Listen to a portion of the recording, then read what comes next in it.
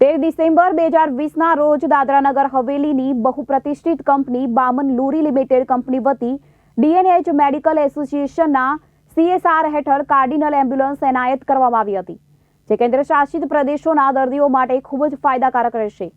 Collector Sandeep Kumar સિંહે લીલી ઝંડી બતાવી એમ્બ્યુલન્સની શરૂઆત કરી હતી। આ એમ્બ્યુલન્સ આધુનિક તબીબી સુવિધાઓથી સજ્જ છે, અથવા તો તમે એમ કહી શકો છો કે એમ્બ્યુલન્સ એક ફરતા ICU છે। આ પ્રસંગ કલેક્ટર સંદીપ કુમારે જણાવ્યું હતું કે બામન લુરી કંપનીનો આ એક અનોખો પ્રયાસ છે। દાદરાનગર હવેલીમાં લગભગ 3000 કંપનીઓ સ્થાપિત છે, તેઓએ પણ આ પ્રકારના સામાજિક હિતમાં આગળ આવવું જોઈએ। તેમણે કહ્યું કે રાજ્યમાં બેરોજગારી ઘટાડવા યુવાનોને કંપની કે રોજગાર પણ આપવો જોઈએ, જેથી રાજ્ય વિકાસના પદ પર આગળ વધી શકે। બામન લુરી કંપનીના નિદેશક શ્રીએ રત્ના શેખરે જણાવ્યું હતું કે રાજ્યમાં કાર્ડિયાક એમ્બ્યુલન્સના અભાવને ધ્યાનમાં રાખીને DNH મેડિકલ એસોસિએશનના પ્રયત્નોને કારણે આ કામ કરવાનું સારું થયું છે।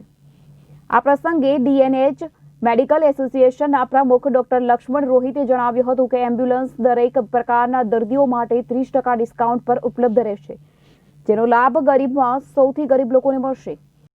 नगर हवेली एक भी आपका कार्डियक एम्बुलेंस यहाँ पे नहीं था, और जो भी है वो प्राइवेट सेक्टर पे और आउटसोर्सिंग में था वो, और मेडिकल इमरजेंसी के लिए वापस से आपको गाड़ी बुलाना पड़ता था। तो यहाँ के जो सिलवासा के जो लोग हैं या दादरा नगर हवेली के लोग हैं, वो 1 घंटा तक वेट करना पड़ता था उस एम्बुलेंस का आने तक। और कार्डियक केसेस में 1 घंटा टाइम बहुमूल्य होता है। अपना जो DNH मेडिकल एसोसिएशन हमको जब अप्रोच किया है, तो हम लोग दो बार भी नहीं सोचा, और ये खास के लिए ये बहुत ज़रूरी है, और कार्डियक पेशेंट्स को इमीडिएट केयर मिलना बहुत ही ज़रूरी है। तो इस वजह से हम इस प्रोजेक्ट को ओके कर दिया है। एक्चुअली कलेक्टर साहब ने जो अनुरोध किया है सब इंडस्ट्री लोगों से, क्योंकि एक तो कंपनीज एक्ट में ये कंपलसरी भी है या ये स्टैट्यूटरीली रिक्वायर्ड भी है। 2% उन लोगों का 3 साल का जो एवरेज प्रॉफिट है वो CSR में स्पेंड करना है।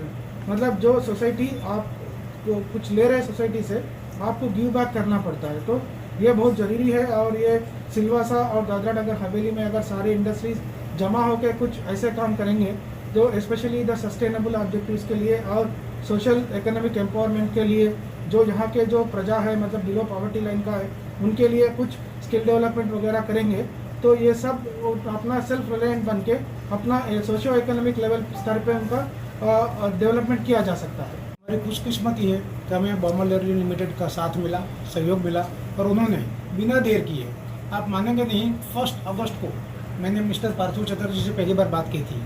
1 अगस्त से लेकर के 13 नवंबर में कार्डियक एम्बुलेंस हमारे घर पे आ गई है। तो आप सोचिए, इतने फास्ट काम कम से कम कभी सरकारी कंपनी में तो मैंने नहीं देखा। प्राइवेट की तो बात है, सरकारी में तो हो ही नहीं सकता है। जिस स्पीड से ये लोगों ने काम किया है, जो सैंक्शन दिया है और जो काम किया है, वो सही में काबिल तारीफ है। जिसके लिए मैं सिलवासा में करीब 25 साल पूरे हो गए मेरे प्रैक्टिस के। बहुत सारे सीरियस पेशेंट हमने देखे, क्योंकि हम प्राइवेट सेक्टर को कैटर करते हैं। हमारा प्राइवेट अस्पताल है जहाँ पर एक भी कार्डियक एम्बुलेंस अवेलेबल नहीं है। 2 कार्डियक एम्बुलेंस अवेलेबल है गवर्नमेंट में, लेकिन रीजन क्या है हमें नहीं पता, लेकिन वो प्राइवेट हॉस्पिटल को कैटर नहीं करते हैं, जबकि प्राइवेट हॉस्पिटल उसका पेमेंट देने के लिए तैयार है। सीरियस पेशेंट के लिए भेदभाव नहीं होना चाहिए, ऐसा हमारा मानना था। हमने बार बार रिक्वेस्ट की, लेकिन वो अनसुनी की गई।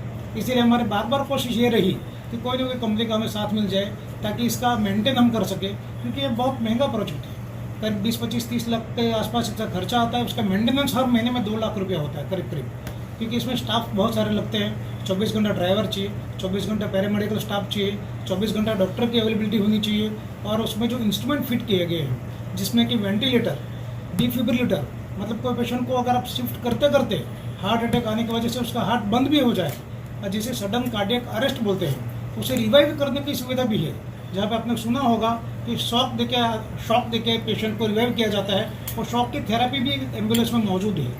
कहने का मतलब ये चलता फिरता एम्बुलेंस, चलता फिरता ICU है। ICU ऑन व्हील्स इसे कहा जाता है। जो भी सुविधा ICU में होती है, वो हर एक तरह की सुविधा हमारे इस कार्डियक एम्बुलेंस में अवेलेबल है। और ये कार्डियक एम्बुलेंस पूरी सुविधा के साथ हमें प्रदान की गई है बामन ल्यूरी कंपनी की तरफ से।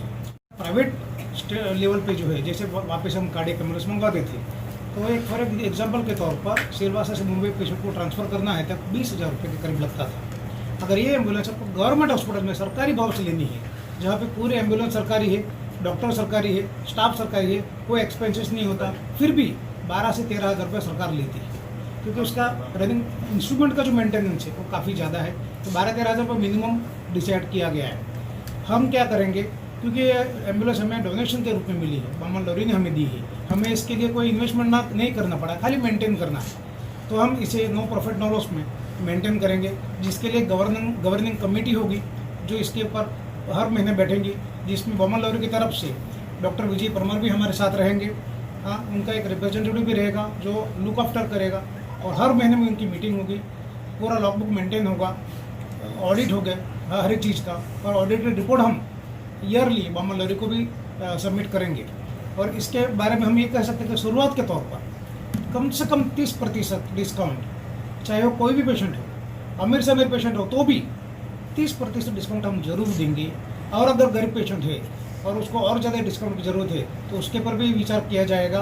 और ज़्यादा से और जिसके पास कुछ भी नहीं है, ऐसे पेशेंट भी आते हैं गांव वाले जिसकी ज़रूरत है, जो आयुष्मान भारत में ट्रीटमेंट कराना चाहता है, मुंबई जाना चाहता है, ट्रीटमेंट की कॉस्ट नहीं है और उसको लेकिन एम्बुलेंस की ज़रूरत है, तो उसे डीएनएच मेडिको के मेंबर्स अपने पर्सनल तौर पर स्पॉन्सर करेगा, और इसकी शुरुआत मेरे से ही होगी।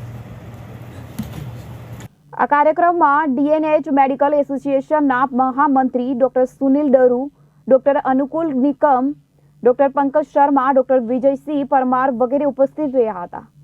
અશ્વિન પટેલ, જનાદેશ ન્યૂઝ, સેલવાસ.